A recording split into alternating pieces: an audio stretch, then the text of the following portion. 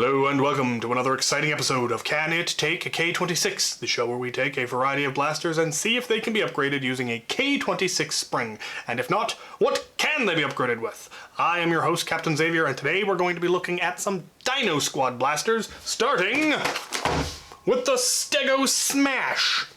The Stego Smash was released in 2021 as part of the Dino Squad line, and it's a single-shot rear prime holds darts type blaster, nothing terribly fancy there. And as you can see, it is brand new, still in package, ain't never been sniffed. So let's pop it open and take a look at it. I'm in. Right. It seems fairly straightforward. The grip is actually kind of comfortable. It's maybe a scotch small for my hands, but I have large hands, and these are, of course, meant for kids. But the priming handle is comfortable. I like that.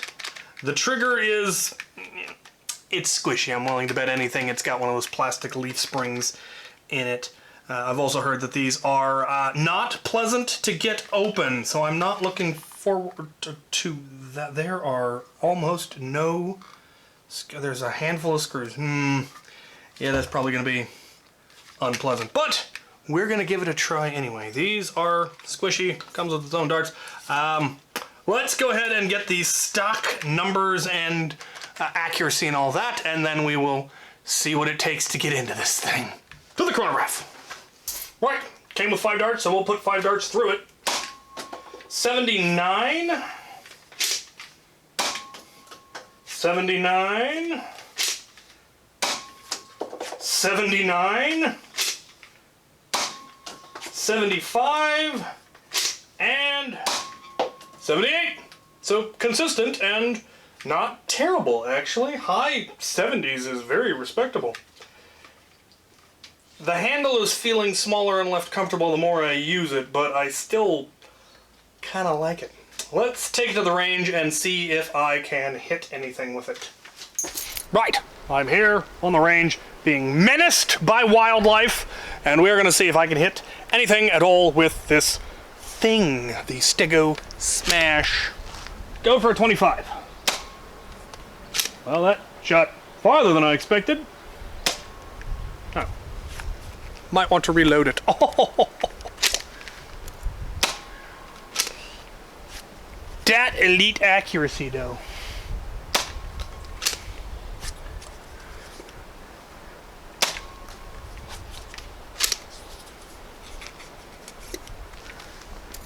I got a hit! As predicted, I can barely hit anything at 25 feet with elite darts. I probably should test it with other darts, but I'm not going to. Right! Let's bust this thing open, or try to bust this thing open, and see if we can make it better. Right, now for what will probably be the most unpleasant part of this video, trying to get into this thing. I've heard dubious things about it, or at least I think it was this one. Given the near complete lack of screws, I'm guessing it's this one. So, here we go.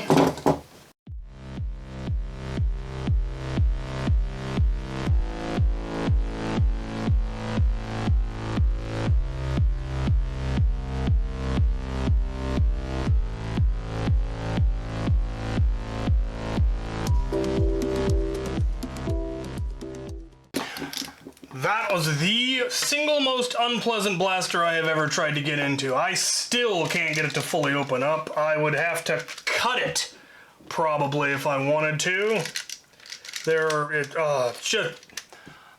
I've made my opinions on Hasbro's decision to do stuff like this very clear, and it definitely hasn't changed. Hypothetically, this should be able to take a K26, so we're gonna try it. I will not be at all saddened if it fails or dies in the attempt. I'm honestly not sure I'm going to be able to get this blaster back together.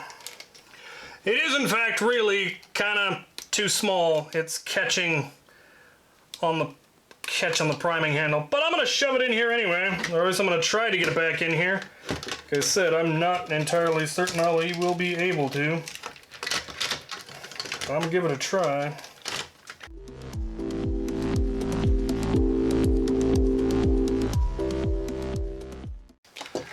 finally found what was holding me up. There was in fact a hidden screw under the trim. I didn't realize popped off so easily, and oh Lord, am I annoyed.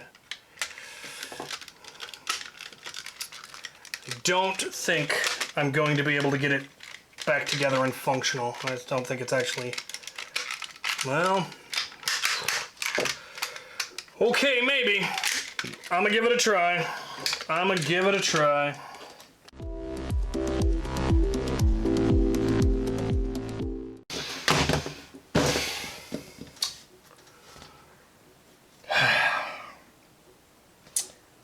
Let's take a word from our sponsor. Dinosaurs. All right. Now, here's the part that's genuinely upsetting. After all of that, tearing this thing apart, shredding it, destroying the shell, cracking most of the internals, all of that to get K26 in, and what's the result? Yes! It can! This thing actually has decent internals. Proper old-style Firestrike internals, Nightfinder internals, that can support the heavy spring load, but you have to destroy the blaster to get into it. Like I said, I've made my opinions on Hasbro's choices about this sort of thing very clear. That is genuinely annoying, because I've had to crack everything in the back, it won't actually hold together anymore, which means it's... Alright, before I flip out, let's go get some chrono readings and see what actually happened. Here we go. 89.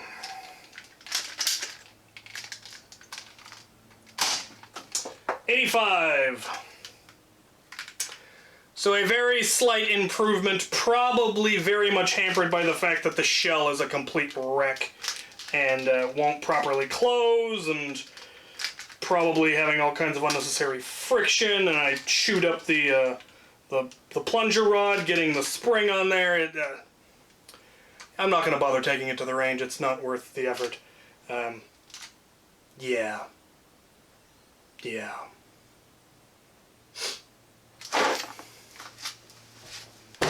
Right. Let's move on to our next, hopefully slightly less disappointing contestant after these messages.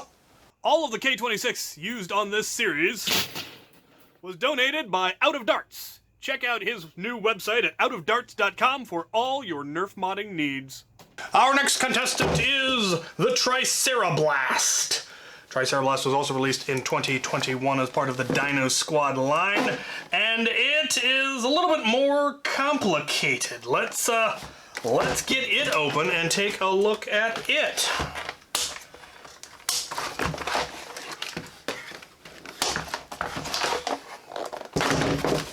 Give me the dart. Darts! Alright, well, it has dart storage in the stock here. It's, well, that just pops loose, huh? There isn't any kind of a release. It has a kind of a break action barrel, 3 dart, smart AR, hammer primed. Seems like a lot of work for a 3-round inline clip.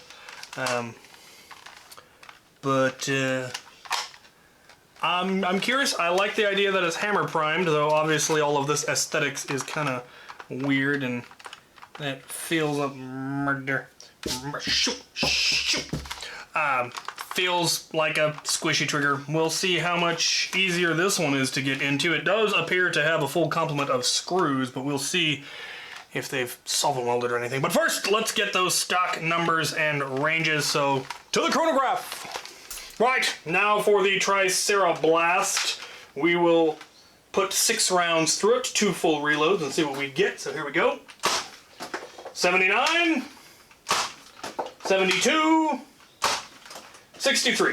As expected, every one of the barrels loses a little bit of power, as because of the AR system, it loses power inherently for each barrel. Let's see what we get this time. 79, 69, 61. So again, about 8 to 10 FPS drop for each one. No surprise there. Let's take it to the range and see if I can hit anything with this thing. Darts! They're in the trees. Right. Let's get this thing loaded and see if I can hit anything at all with it.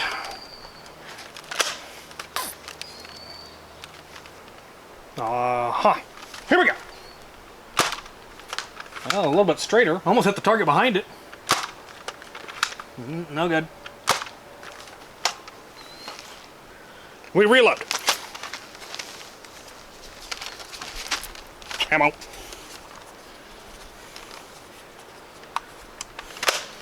Here we go. No. No. Nary so much. Right. Let's see if this thing's any easier to get into and if we can improve it.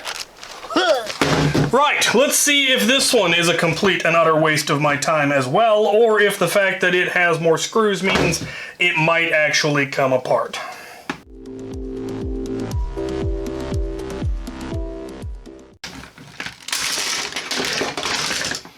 Well, I was able to get in, but it exploded. Also, that is really very surprising. Well, that is actually really fascinating. I was expecting it to just be a hammer shot inside.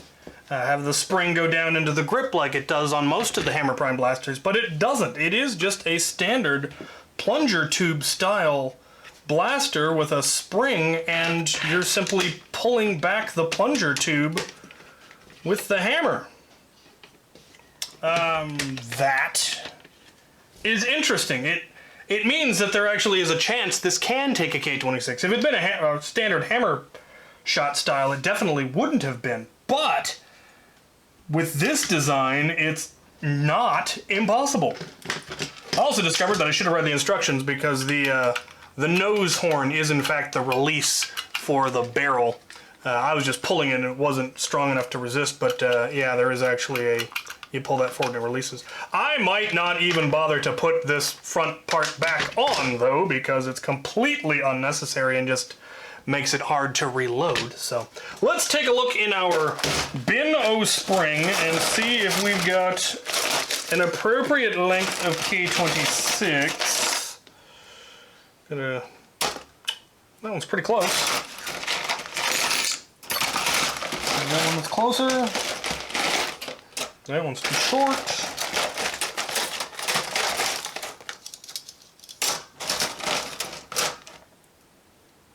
Alright. We'll give this one a try. I think I just need to cut one coil, 1.5 coils. Oh lord, that thing has a boatload of pre-compression. I might actually be able to get away with a smaller K26 spring. Alright, I went with that smaller section of K26, and there's still a little bit of pre-compression, but it fit, but I think I might actually be able to prime it, so we're going to put it back together and see what happens.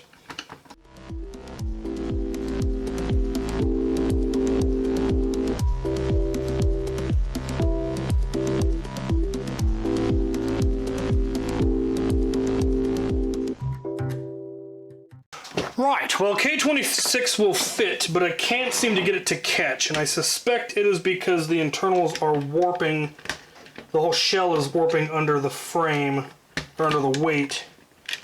I can get it to catch if I manually prime it back with the shell off,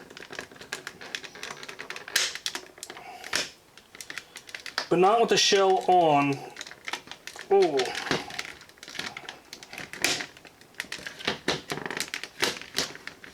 So it's too much weight for the internals, so the spirit is willing, but the body is weak. So let's try something lighter, like some K25.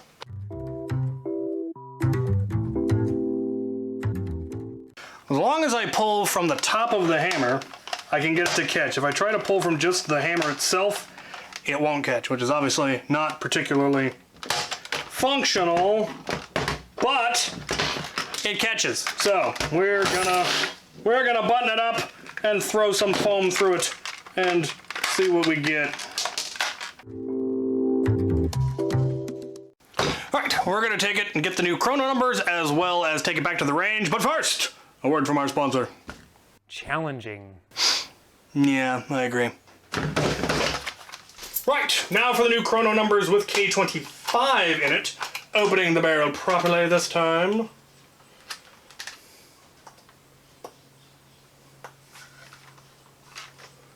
Here we go. 97. 89. 79. So, the usual 10 FPS drop between barrels. Nothing new there, but it is higher now. The lowest shot was the same as the previous, I think close to the previous eye shot. I don't remember what it was. 96. 90. 79. So, yeah, there is some improvement. And given the form factor, it actually isn't that hard to prime it from the top of the hammer. It's still probably not worth the effort, but let's see what this has done to accuracy. I'm going to fire it with Elite Darts, and then I'm actually going to fire it with some Adventure Force waffles and see if they perform better. So, to the range! Right, back on the range, still being menaced by nature. And we're going to see how it works with K25 in it. First, we will put 6 rounds of the Elite Dino Squad darts through it, see what happens at this FPS. I hit! Good lord! Oh, not so much. Oh, that first shot was clearly a fluke. Clearly a fluke. Here we go. Try for the other one. No. Very much no. Decidedly no. Too much power for the length of barrel and for the design of dart, I feel. Let's try Adventure Force waffle darts. See how they perform. There we go. A little low because I'm losing power. Yep. It's amazing the difference good ammo makes. Try that first round. Oh, too high. Oh, I hit the target behind it. Woohoo! Hit for this one. Oh, almost got one of the bottles. Oh, a little low. That 10 FPS drop between barrel makes it impossible to really aim because your zero is always floating around. Anyway, yeah, not much of an improvement. Definitely not worth the extra weight on that prime because you can't really. You got to use your, yeah, it's unpleasant. So let's talk about this kerfuffle. Right, so arguably a slight improvement, but in my opinion not worth it because of how much heavier the prime is. And given that it's a 3-barrel smart AR, it's not worth the effort unless you just really like the shell. There are additional improvements you could do and maybe make it vaguely functional. If you could get a longer hammer to get you more leverage, it would be easier to prime. But beyond that, meh. Alright, to recap. Alright, for those of you just tuning in or who just skipped to the end to see the results, that was a yes for the Stego Smash and a no for the Tricerablast, but yes to a K25 in the Tricerablast. Now, in order to get into the Stego Smash, I pretty much had to completely destroy the back end of it. Turns out it might have been a little bit easier if I'd realized there was a hidden screw under this plate. I did not expect this plate to pop off. I figured it was glued in, and that's my bad. Might have done a little bit of research before I tried tearing it open, but there is a screw back here. Taking that screw out might have allowed me to get into it a little bit cleaner. I never was able to get this lower grip to come off. That is just completely solvent welded together. But if I'd known about that screw, I might have been able to pry it open and get it out a little bit cleaner. But the result was that yes, it can take a K26, but I had to destroy it so much trying to get into it that it's not usable anymore. And the performance increase was minuscule, probably partly hampered by how much the blaster got destroyed in the process. So that's sad, because it has good internals. It has internals that can support a K26. They just glued it together. For the Tricerablast, it was actually fairly easily to get into. There were 2 sections that were clipped, but you could access the clips. On one side, there was a slot where you could just reach in and pop the clip, and the other one was accessible from the outside. So getting into it wasn't a problem. The priming mechanism was surprising. I was expecting it to be a hammer shot with the prime going down into the handle, but it isn't. This lever just directly primes back the plunger with the spring in the plunger tube like it is on most blasters. So it wasn't able to take K26, or K26 fit, but I couldn't get it to catch. I believe that it was too much stress on the internals and it just wasn't able to catch. So I went down to K25 and it did catch, and there was some performance, but you really have to, they made the prime very difficult, especially with the nature of the prime, since you're not pulling it back. It's got that torque, and if you had a bigger hammer, it might be a little bit better, but as it is, neither of these are really, in my opinion, worth the effort to try to upgrade. There are springs that could probably make this a little bit better, but it's a 3-barrel Smart AR blaster. It's never going to have great performance. So there you have it, the first 2 Dino Squad blasters. Next time I will be covering the competitors, I believe, Dinosaur Attack blasters from, I want to say, X-Shot? ? More dinosaur blasters next time. Stay tuned. Thank you for watching. Mwah!